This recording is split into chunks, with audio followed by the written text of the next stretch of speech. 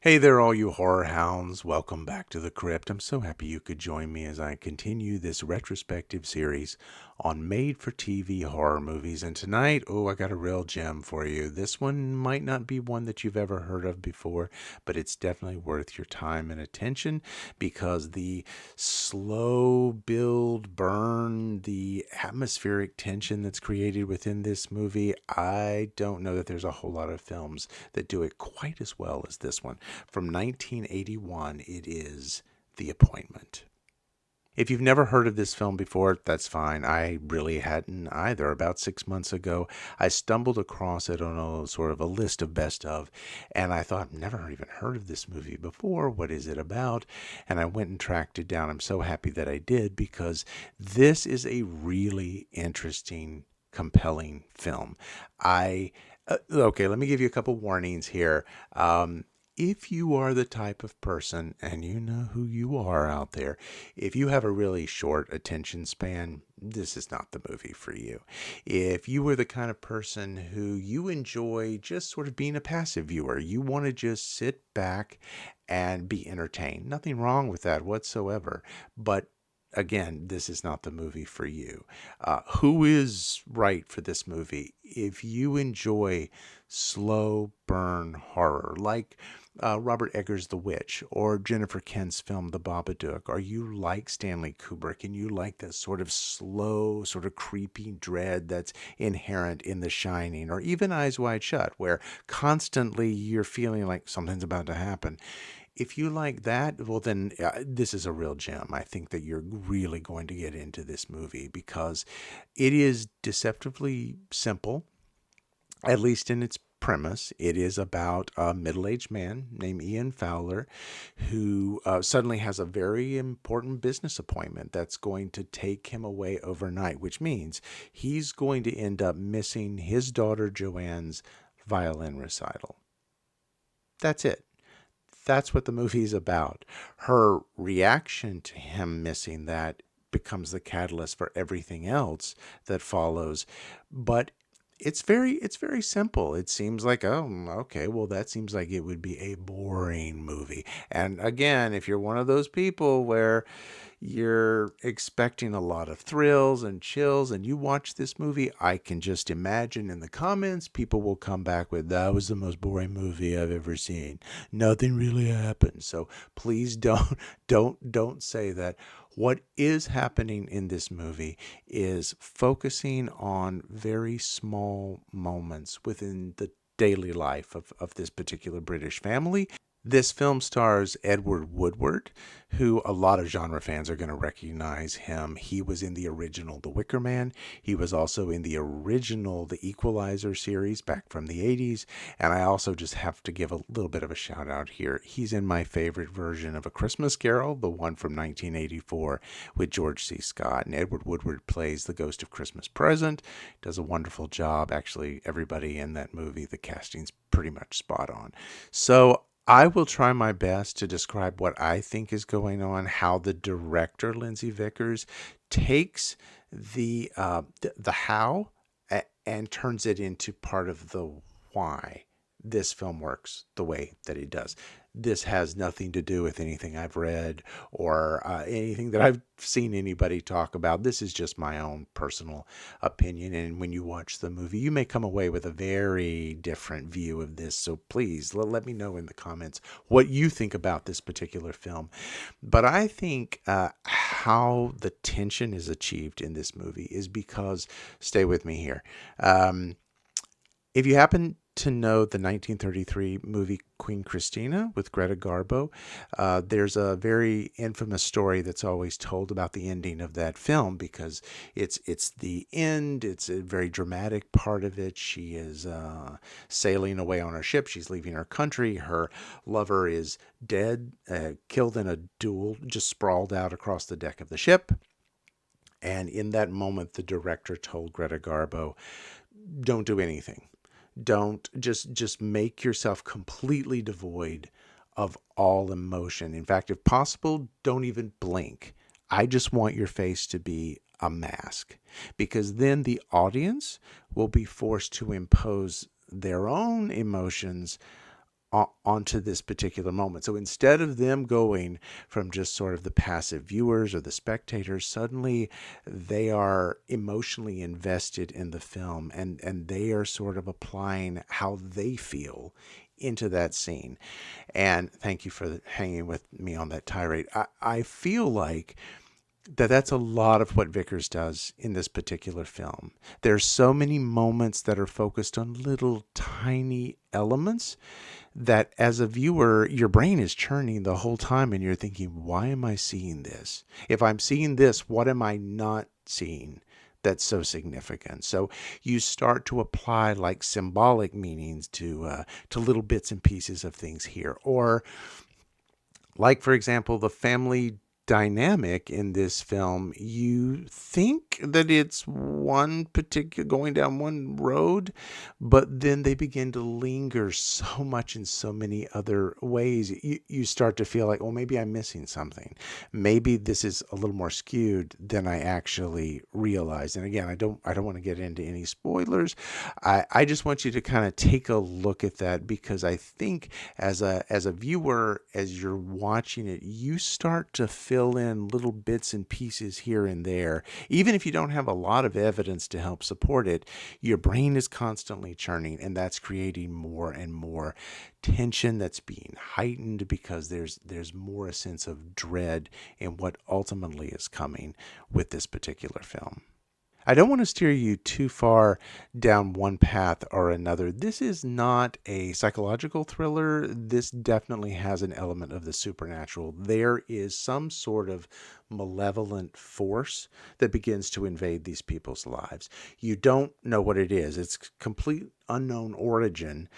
In the introduction, there's a voiceover narration that sort of talks about that this one particular little path of woods was like there's rumors of witchcraft or an alien force there, and but all that's just really fodder, because you don't know ultimately what this particular presence is.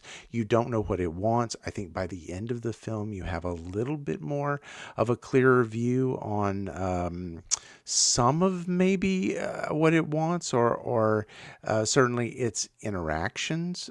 You can get a little bit of a hint of that. So it's very interesting. This movie starts off with a bang, by the way.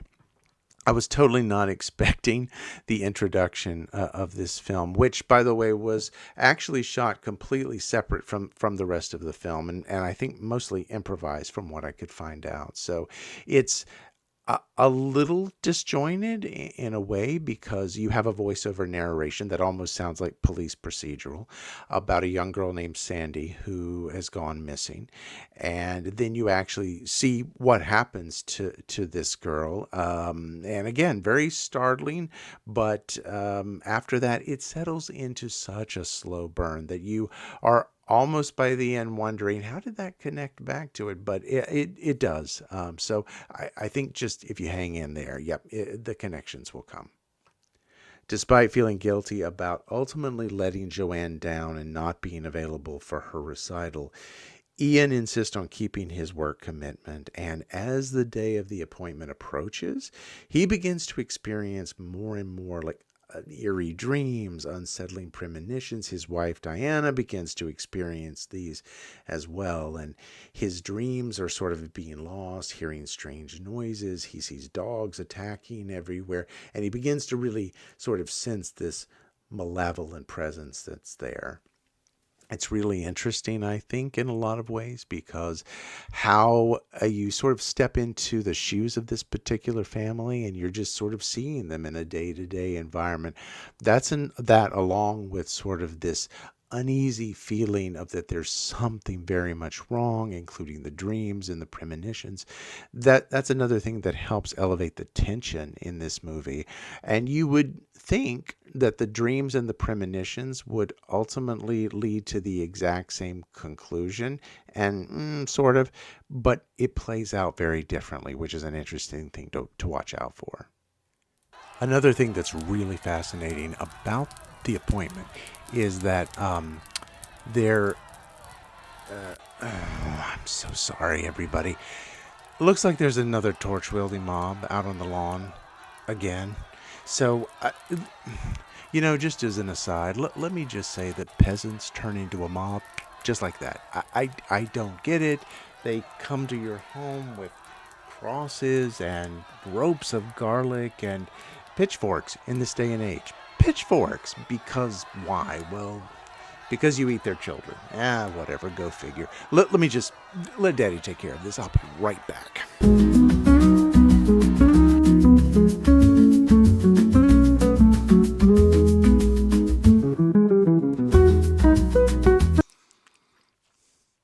Oh, well, took care of that little problem. Okay, where were we? Oh, yeah, The Appointment.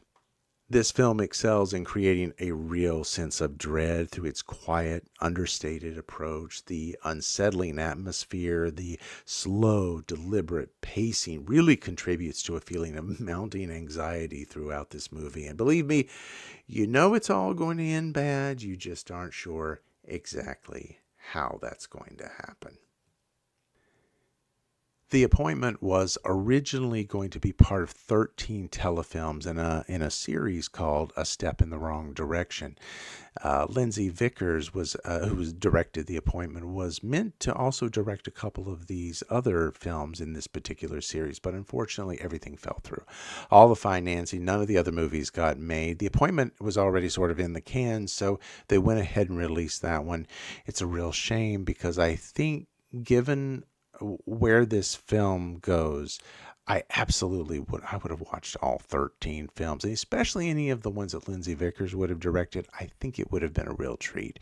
It's sad to think about the movies that never were, but I can't help thinking about them. But at least we have this one, and we can appreciate this one for exactly what it is. This movie, by the way, was lost for years, actually considered pretty much completely lost. They couldn't find a version of it anywhere, and then finally Sony Pictures found one in the vault, and the BFI ended up restoring and remastering and turning it into a really, really beautiful film. It looks like it was shot yesterday. So if you can get a hold of this one, if you have a multi-region DVD player, Blu-ray player, and you can get the BFI version, you absolutely should. In the special features, you can actually see the 1978 short film The Lake by Lindsey Vickers as well, and I think you should give it a watch. You will easily see echoes of The Appointment in that particular short film. You've got terror that's happening in broad daylight.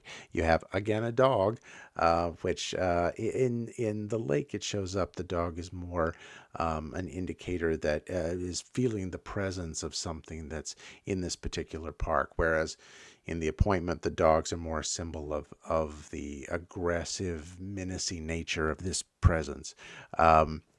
But it's a really, really nice short film. I don't know this for certain. I haven't read this or anything, but my guess is that Lindsey Vickers was like, here, this is my resume, and you take one look at that, and of course I would imagine that's exactly how he ended up helming The Appointment.